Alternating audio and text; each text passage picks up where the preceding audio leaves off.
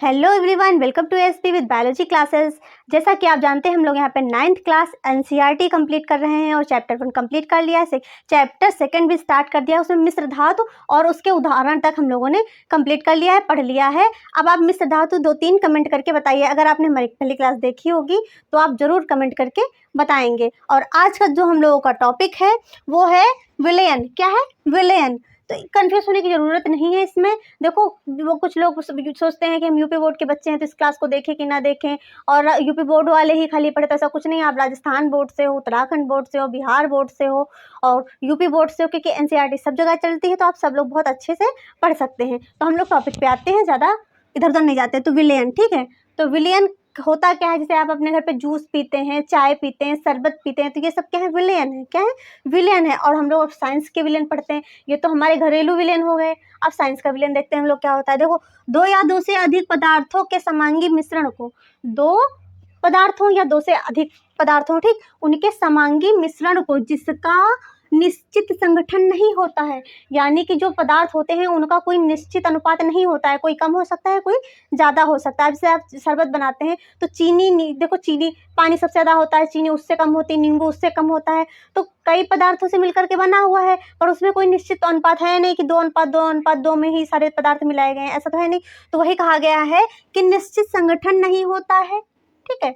निश्चित संगठन नहीं होता या फिर पदार्थों का निश्चित अनुपात नहीं होता है, इसको क्या कहते हैं? विलयन कहते हैं। क्या कहते हैं? विलयन कहते हैं। विलयन दो प्रकार के विलयन जो होता है उसको दो भागों में बांटा गया है। पहला होता है विलय, दूसरा क्या होता है? विलायक। क्या होता है? विलय और विलायक। विलायक कहते हैं जो चीज़ ज़्यादा होती है। जैसे पानी आपका क्या हो गया? विलायक हो गया। पानी क्या हो गया आपका? विलायक हो गया, यानी कि पदार्थ में घुलता है, ठीक। जिस पदार्थ में कोई पदार्थ घुलता है, यानी कि जैसे पानी में चीनी घुलती है तो आपका पानी विलायक हो गया, और चीनी आपकी क्या होगी? विलय हो गई, यानी कि घुलनशील पदार्थ, जो पदार्थ घुलता है पानी में, ठीक है। आप समझते हैं। देखो, विलयन में जो पदार्थ सर्वाधिक मात्रा में उपस्थित होता है उसे विलायक कहते हैं। जैसे अब शरबत है, शरबत में पानी सबसे ज़्यादा अधिक मात्रा में उपस्थित है ना, तो इसका मतलब पानी क्या हुआ? विलायक हुआ, सॉल्वेंट हुआ। हाँ, तथा जो कम मात्रा में उपस्थित होता है उसे क्या कहते हैं? विलय कहते हैं। क्या कहते हैं? विलय कहते हैं। अब उदाहरण के लिए शक्कर, आपकी चीनी हो गई और पानी हो गया, जब दोनों को मिक्स करते हैं तो शर्करा का पानी प्राप्त होता है। आपको क्या प्राप्त होगा? शर्करा का पानी प्राप्त होगा, यानी कि मीठा जल आपको प्राप्त होगा। उदाहरण के लिए चीनी और जल का विलयन एक तरह का क्या होता है? घोल होता है। कैसा घोल होता है? घोल होता है। और कैसा घोल होता है? तो ठोस का होता है। कैसा होता है? ठोस घोल का उदाहरण है, क्योंकि जो चीनी होती है वो ठोस होती है, वो घुल करके तब क्या बनाती है? विलयन बनाती है। और जल क्या होता है? उसमें विलायक होता है। जल अगर पूछा जाए क्या होता है तो विलायक होता है। चीनी क्या होती है? विलय होती है। दूसरा क्या है? आयोडीन और एल्कोहल का विलयन, जिसे टिक्चर आयोडीन के नाम से जाना जाता है। देखो, आयोडीन और अल्कोहल के विलयन को टिक्चर आयोडीन के विलयन के नाम से भी जाना जाता है। पहला पॉइंट तो आपके पास यही हो गया नोट करने वाला।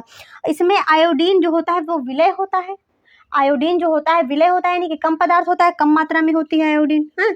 और जो आपका अल्कोहल होता है वो विलायक होता है, यानी कि अल्कोहल में आपका आयोडीन घुलेगा। जो ज़्यादा होगा, ज़्यादा में ही तो कम घुलेगा, तो अल्कोहल में आयोडीन क्या होगा? विलय होगा, यानी कि अल्कोहल में आयोडीन को घोला जाएगा। अगर आपको स्क्रीनशॉट लेना चाहते हैं तो आप स्क्रीनशॉट ले सकते हैं।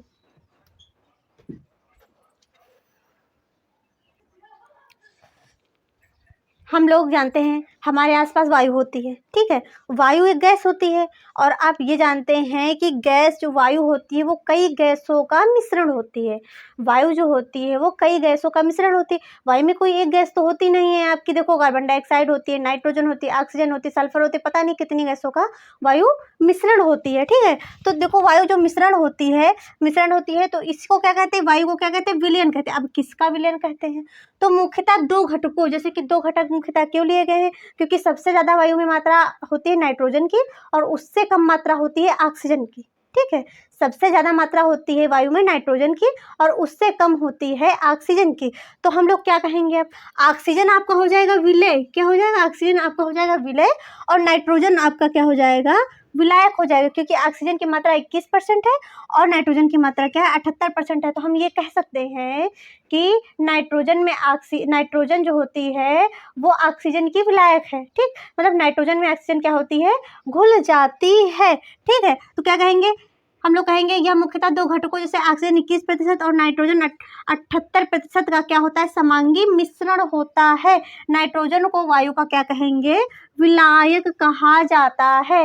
नाइट्रोजन को वायु का क्या कहा जाता है, विलायक कहा जाता है। अगर क्वेश्चन बने कि नाइट्रोजन को वायु का क्या कहा जाता है, तो आप बताएंगे नाइट्रोजन को वायु का विलायक कहा जाता है, विलय नहीं कहा जाता है। ठीक है, अब हम लोग देखेंगे विलयन के गुण। विलयन के गुण कौन कौन से होते हैं, तो विलयन क्या होता है, सबसे पहले एक समांगी मिश्रण होता है। क्या होता है, समांगी मिश्रण होता है। दूसरा क्या है, विलयन के कण व्यास में, जो विलयन के कण होते हैं वो व्यास में कितने होते हैं, 1 नैनोमीटर। क्या, 1 नैनोमीटर। 1 नैनोमीटर में 10⁻⁹ की घात छुपी हुई होती है, घात होती है।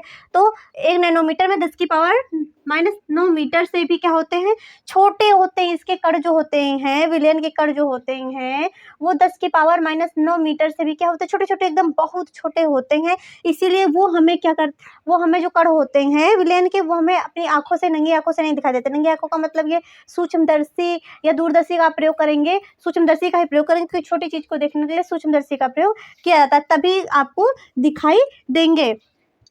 और अपने छोटे से आकार के कारण, जो विलयन के कण होते हैं, अपने छोटे से आकार के कारण विलयन के कण गुजर रही प्रकाश की किरण, जो प्रकाश विलयन में या पानी में आपने देखा हो आपने तालाब वगैरह देखे होंगे, तो क्या आप देखते हैं कि नीचे तक एकदम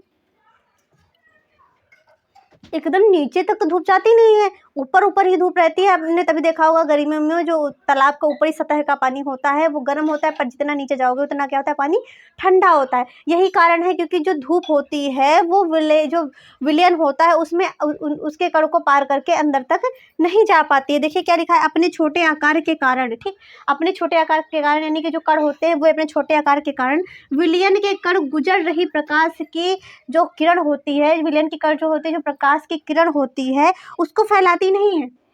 ठीक, प्रकाश की किरण को विलयन के कण क्या फैलाते नहीं है। तभी यही वजह होती है कि तालाब में पानी नीचे तक गर्म नहीं होता है, वरना नीचे जितने जीव जंतु रह रहे होते हैं वो क्या हो जाए, वो मर जाए। इसीलिए विलयन में क्या होता है, प्रकाश का मार्ग नहीं दिखता है, प्रकाश का मार्ग विलयन में नहीं दिखता है। और छानने की विधि द्वारा विलय के कणों को विलयन में से पृथक नहीं किया जा सकता है। अब आप चीनी घोल लीजिए और पानी डाल लीजिए, नींबू डाल लीजिए, उसके बाद छानेंगे तो क्या चीनी अलग हो जाएगी, नींबू का रस अलग हो जाएगा। नींबू का जो देखो बाहर से उसके रोए हैं, रफेज हैं, वो अलग होंगे, पर नींबू का जो रस होता है वो नहीं अलग होगा। तो इसको छानने पर क्या अलग नहीं किया जा सकता है। विलयन को शांत छोड़ देने पर भी विलय के कण नीचे नहीं बैठते हैं। अब जैसे आप जानते हैं कि आपने देखो, जैसे कि विषमांगी में आपने देखा था, तो बालू और पानी को, रेत और पानी को घोला, तो जब उसको शांत छोड़ दे तो क्या रेत नीचे बैठ जाती थी। पर इसमें ऐसा नहीं होता है, क्योंकि समांगी विलयन है ना, तो इसमें क्या होगा कि आप शांत भी छोड़ देंगे तो क्या होगा, विलय के कण नीचे तली यानी कि सतह पर नहीं बैठेंगे। अतः विलयन कैसा होगा, स्थायी होगा। अतः विलयन कैसा होगा, स्थायी होगा। जब सतह पर कण नहीं बैठेंगे तो विलयन स्थायी होगा, अगर बैठ जाएंगे तो विलयन कैसा हो जाएगा, अस्थायी हो जाएगा।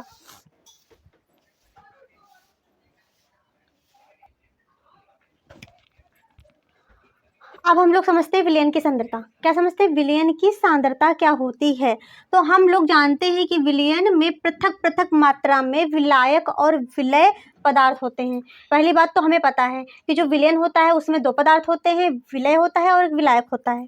ओके, और विलय और विलायक की मात्रा भी कैसी होती है, अलग अलग होती है। तो विलयन में मौजूद विलयन में मौजूद विलय पदार्थ की मात्रा के आधार पर, ठीक, विलयन में जो विलय पदार्थ होता है, जैसे कि पानी में शक्कर होती है, चीनी होती है, तो उसी के आधार पर इसे तनु अथवा सांद्र विलयन कहा जाता है। मतलब विलय पदार्थ की मात्रा अगर कम है तो जो विलयन होगा वो कैसा होगा, तनु होगा। अगर विलय पदार्थ की मात्रा ज़्यादा है तो वह कैसा होगा, सांद्र होगा, यानी कि गाढ़ा होगा। तनु का मतलब होता है पतला और सांद्र का मतलब होता है गाढ़ा। ठीक, तो तनु अथवा सांद्र खुद में एक तुलनात्मक शब्द है। कैसे, खुद में एक तुलनात्मक शब्द है, यानी कि देखो तनु अगर कहा जाएगा तो पतला हो गया, और सांद्र अगर कहा जाएगा तो कैसा हो गया, गाढ़ा हो गया। तो खुद में ही एक तनु और जो सांद्र होते हैं वो तुलनात्मक शब्द होते हैं। अब हम लोग विलयन के प्रकार समझेंगे कि विलयन कितने प्रकार का होता है। पहला होता है संतृप्त विलयन, दूसरा होता है अतिसंतृप्त विलयन, और तीसरा होता है असंतृप्त विलयन। पहला संतृप्त विलयन, दूसरा अतिसंतृप्त विलयन।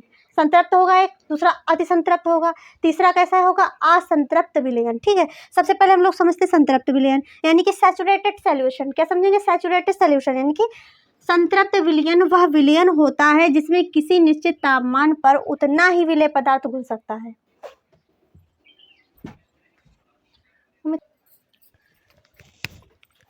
जिसमें किसी निश्चित तापमान पर, ठीक, देखो संतृप्त विलयन वह विलयन होता है जिसमें किसी निश्चित तापमान होगा पर उतना ही विलेय पदार्थ खुल सकता है जितना विलयन की क्षमता होती है।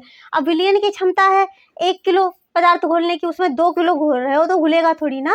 तो विलयन की क्षमता के आधार पर विलेय पदार्थ उसमें घोला जाता है, ये होता है संतृप्त विलयन। ठीक है, तो विलेय पदार्थ की वह मात्रा ताप पर संतृप्त विलयन में उपस्थित होती है। विलेय पदार्थ की वह मात्रा, ठीक, वह मात्रा ताप पर संतृप्त विलयन में उपस्थित होती है, उसकी घुलनशीलता कहलाती है।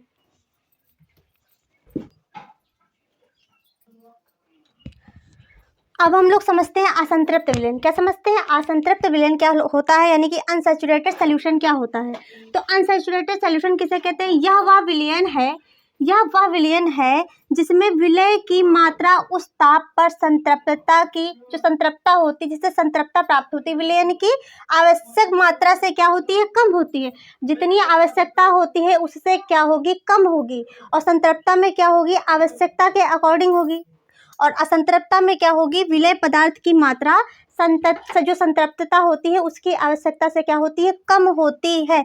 अतः असंतृप्त जो विलयन में और अधिक विलेय पदार्थ मिलाने पर वह तब तक घुलता जाता है, तब तक वह पदार्थ घुलता जाता है जब तक कि विलयन क्या हो, संतृप्त ना हो जाए। तो असंतृप्त विलयन क्या होता है, उसमें पदार्थ मिलाने पर वह तब तक घुलता जाता है जब तक कि विलयन क्या हो जाए, संतृप्त ना हो जाए। अब हम लोग अतिसंतृप्त विलयन समझेंगे कि अतिसंतृप्त विलयन क्या होता है। यदि विलयन में विलेय पदार्थ की सांद्रता, जो विलयन होता है उसमें विलेय पदार्थ की सांद्रता संतृप्तता से कम हो तो उसे क्या कहते हैं, अतिसंतृप्तता कहते हैं, अतिसंतृप्त विलयन कहते हैं। जैसे कि उसमें था तो विलेय पदार्थ क्या था, समान मात्रा में था कि जितना एक और विलायक में जरूरत थी उतनी घुल रहा था, और इसमें क्या था, इसमें उससे कम था। और अतिसंतृप्तता में क्या होगा, उससे भी कम होगा, तो उसको कहा जाएगा अतिसंतृप्त विलयन कहा जाएगा। अब हम लोग विलयन की सांद्रता कैसे निकालते हैं, विलयन की सांद्रता हम लोग निकालेंगे, ऊपर होगा विलेय की मात्रा कि किसी भी विलयन में विलेय पदार्थ की मात्रा कितनी है, ठीक, और उसके बाद विलयन कह सकते हैं, फिर विलायक की मात्रा कितनी है। विलयन में विलायक की मात्रा, जो विलयन है विलयन की मात्रा, या फिर क्या करेंगे, विलायक की मात्रा, क्योंकि विलायक को ही विलयन कहेंगे। तो दोनों की मात्रा रख करके तब हम लोग निकालेंगे, ऊपर नीचे निकालेंगे, तब पर क्या आएगा, क्या आपका आंसर आएगा। इतना आप लोगों ने समझ लिया होगा। उसके आगे हम लोग जो कल टॉपिक रहेगा उसमें हम लोग निलंबन समझेंगे। अगर आपको हमारी क्लास अच्छी लगी तो ज़्यादा से ज़्यादा अपने दोस्तों में हमारी वीडियो को शेयर करें और हमारी वीडियो को लाइक करें, जिससे हमें क्या मिलता है, मोटिवेशन मिलता है। मिलते हैं नेक्स्ट क्लास में। Thanks for watching.